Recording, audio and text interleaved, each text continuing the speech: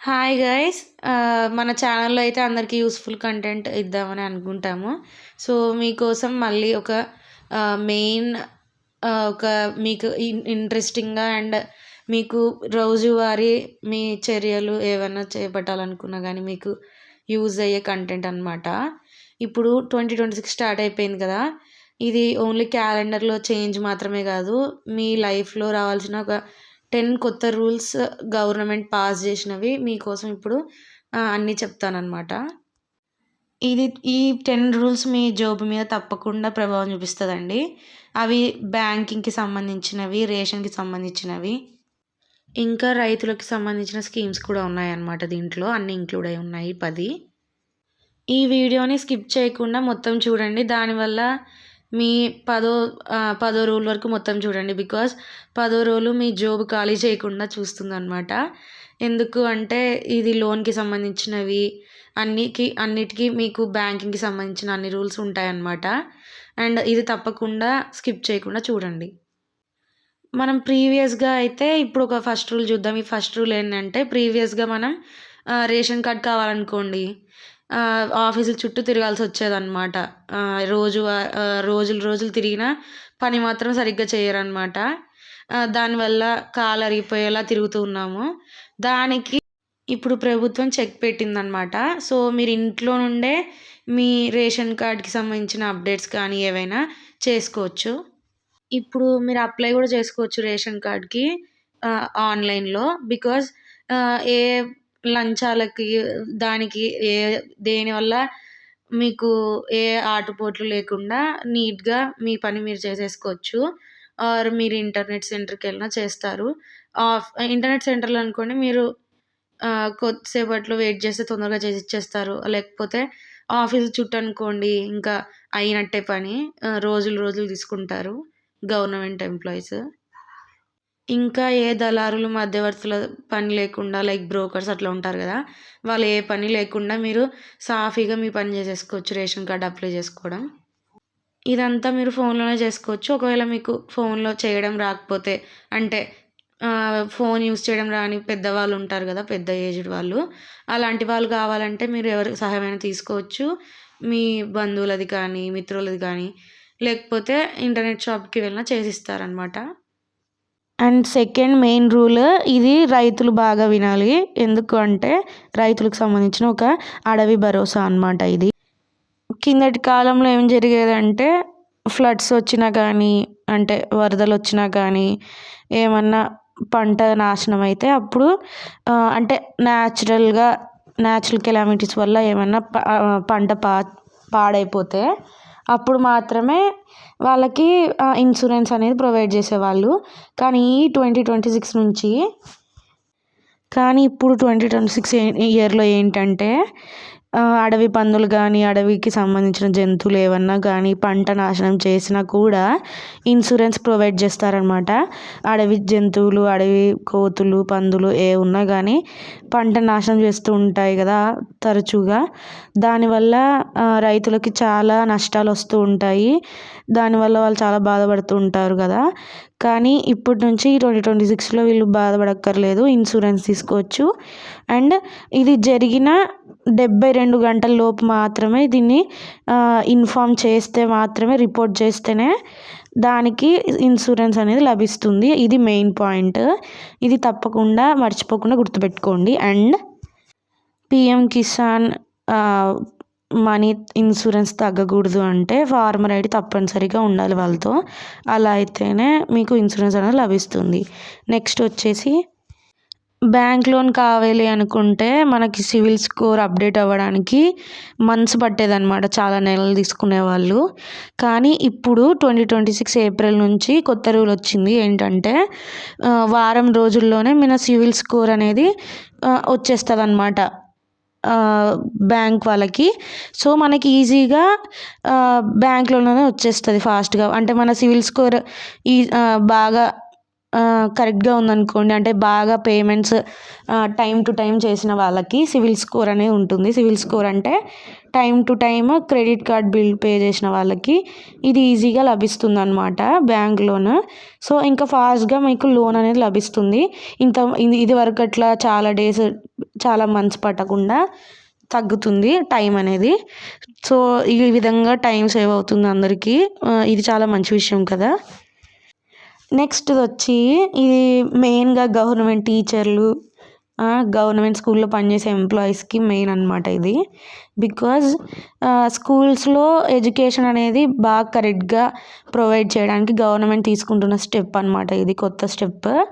ఏంటి అంటే government teachers, స్కూల్లో పనిచేసే వాళ్ళు ఎవరైనా ఉన్నారు అంటే గవర్నమెంట్ ఎంప్లాయీస్ అనట్లేదు నేను, టీచర్స్ అని చెప్తున్నా. గవర్నమెంట్ టీచర్స్, స్కూల్లో పనిచేసే వాళ్ళు, జిల్లా పరిషత్ స్కూల్లో ఇలా వర్క్ చేస్తూ ఉంటారు కదా, వాళ్ళందరికీ ఇది వరకు అట్లా రిజిస్టర్లో సైన్ చేసి వెళ్ళిపోయే వాళ్ళు అనమాట. అంతా పట్టించుకోరు కదా ఎవరు స్కూల్స్లో. సో అందరు రిజిస్టర్లో సైన్ చేసి డుమ్మా కొట్టి వెళ్ళిపోయేవాళ్ళు. సో వాళ్ళందరికీ ఇప్పుడు బుద్ధి చెప్పడానికి గవర్నమెంట్ కొత్త రూల్ ఏదైనా తెచ్చింది. డిజిటల్గా అటెండెన్స్ కంపల్సరీ అనమాట. Biometric important. చూడండి ఇక్కడ మిషన్ చూడండి, అది బయోమెట్రిక్ అనమాట. సో తప్పకుండా అందులో థంబ్ వేస్తేనే వాళ్ళు వచ్చారా లేదా అనేది తెలుస్తుంది. అండ్ బయోమెట్రిక్ ఆల్రెడీ మనం చాలా ఆఫీసుల్లో చూస్తూ ఉంటాం కదా, స్కూల్స్లో, కాలేజెస్లో, లైక్ బాగా ఇంటర్నేషనల్ స్కూల్స్, అలా బాగా పాష్ స్కూల్స్లో ఇలాంటివి ఉంటాయి. ఇప్పుడు గవర్నమెంట్ స్కూల్కి కూడా వస్తే గవర్నమెంట్ స్కూల్ పిల్లలకి ఎడ్యుకేషన్ బాగా మెరుగుపడుతుందని నా అభిప్రాయం. సో ఇది యూస్ఫుల్ అయ్యే ఒక రూల్. నెక్స్ట్ ఇది ఫిఫ్త్ రూల్ వచ్చేసి ఇది బాగా యూజ్ అయ్యేది మన జెన్జీ కిడ్స్ ఉన్నారు అండ్ చాలా యూస్ఫుల్ అయ్యేది ఈ తరం పిల్లలకి అనమాట. ఏంటి అంటే ఈ మధ్య 16-18 ఇయర్స్ ఇలా దాటకముందే పిల్లల వాళ్ళు అసలు ఏజ్కి సంబంధం లేకుండా అందరూ యూస్ చేస్తున్నారు పిల్లలు. సో దానికి చెక్ పెట్టడానికి 16 ఇయర్స్ లోపు పిల్లలు ఫేస్బుక్ కానీ ఇన్స్టా కానీ వాడితే దానికి కేస్ అనేది వేస్తారనమాట. సో పేరెంటింగ్ చాలా, ఇప్పుడు డిజిటల్ పేరెంటింగ్ చాలా స్ట్రిక్ట్గా అవబోతుంది ఈ 2026 ఇయర్లో. సో ఇది చాలా యూస్ఫుల్ అవుతుంది. బికాజ్ ఆస్ట్రేలియాలో, విదేశాల్లో చాలా కంట్రీస్లో ఇది ఉందన్నమాట. పిల్లలు సోషల్ మీడియా, ఫేస్బుక్, ఇన్స్టాగ్రామ్ ఇలాంటివి యూస్ చేయకుండా ఉండడానికి ఎప్పటి నుంచో రూల్స్ ఉన్నాయి. బట్ ఇండియాలో పిల్లలు చాలామంది ఇలాంటివి వాటికి ఏమంటారు, హ్యాబిచ్యువేట్ అయ్యి వాళ్ళు జీవితం నాశనం అవుతుందన్నమాట. అండ్ చదువు కూడా తప్పుదారి పడుతుంది. ఇంకా అవన్నీ చెక్ పెట్టడానికి ఈ కొత్త రూల్ చాలా యూస్ఫుల్ అవుతుంది. నెక్స్ట్ అనమాట. రూల్ వచ్చేసి ఇది ప్రతి హౌస్ హోల్డ్కి బాగా యూస్ఫుల్ అయ్యేది, అదే గ్యాస్ అనమాట.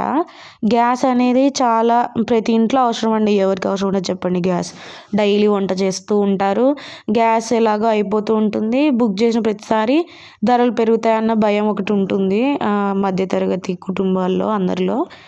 సో దానికి చెక్ పెట్టడానికి ఇప్పుడు కొత్త రూల్ అనేది వచ్చేసింది, అదే కమర్షియల్ గ్యాస్ అనమాట. ఇప్పుడు కమర్షియల్ గ్యాస్ అనేది ధరలు తక్కువ పడుతున్నాయి అన్నమాట, తగ్గుముఖం పడ్డాయి.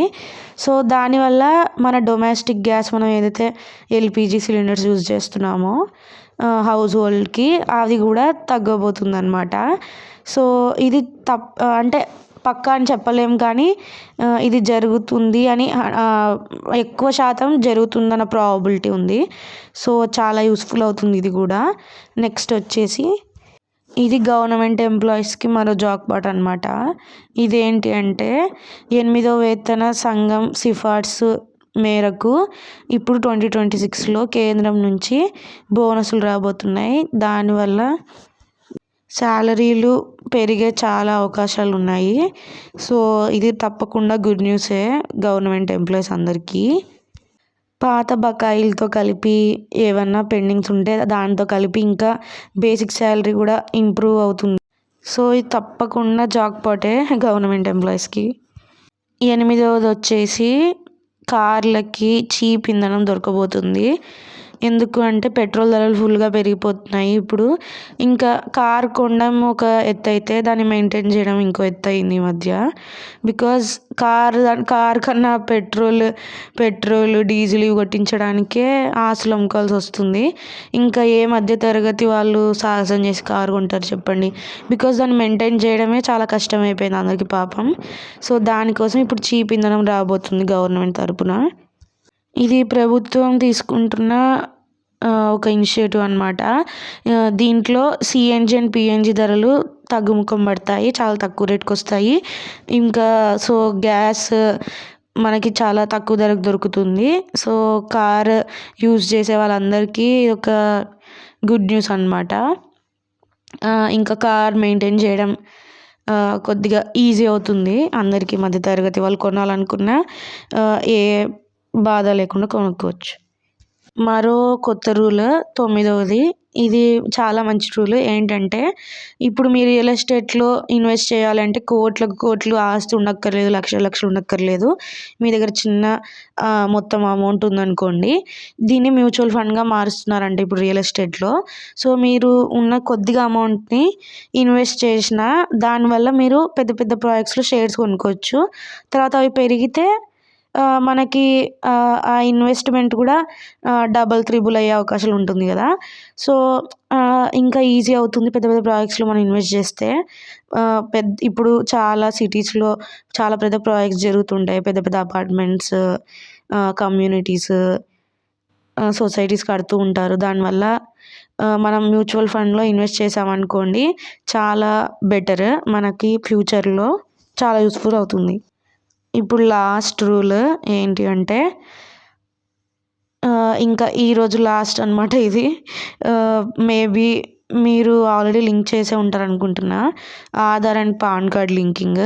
ఇది ఎప్పటి నుంచో గవర్నమెంట్ అందరికీ ఇన్సిస్ట్ చేస్తున్నా కానీ చేసుకోమని. చాలామంది ఇంకా చేసి ఉండరు. మేబీ ఒక 20-30% ఇంకా మిగిలి ఉంటారేమో చేసేవాళ్ళు. సో అది చాలా ఇంపార్టెంట్. పాన్ కార్డ్ ఇప్పుడు కనుక మీరు లింక్ చేయలేదనుకోండి ఆధార్ కార్డ్కి, ఇంకంతే, అది చిత్తు కాగితంతోనే సమానం. ఇంకా మీరు డస్ట్బిన్లో పడేయచ్చు. బికాజ్ మీకు ఈ లావాదేవీలు అన్నీ ఆగిపోతాయి, బ్యాంక్ రిటర్న్స్ రావు.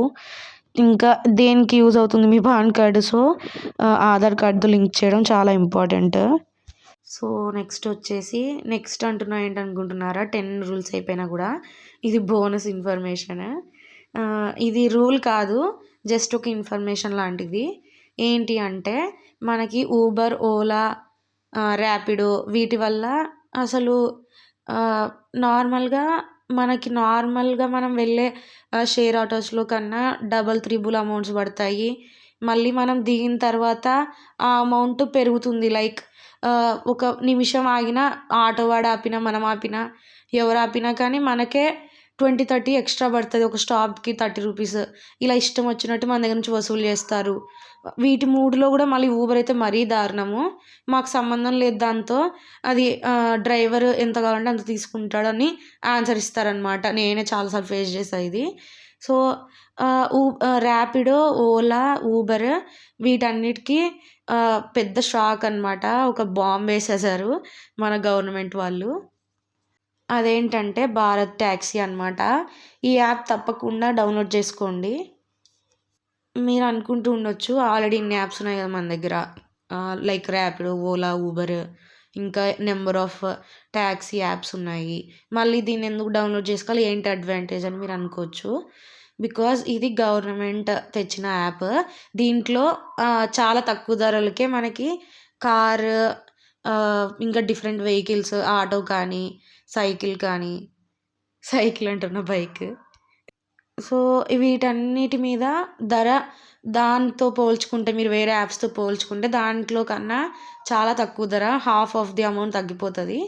సో మనకి ఇది చాలా యూస్ఫుల్ అవుతుంది. ఇది చాలా సిటీస్లో ఆల్రెడీ టెస్ట్ రైడ్ లాంటివి చేశారు, సక్సెస్ కూడా అయ్యింది.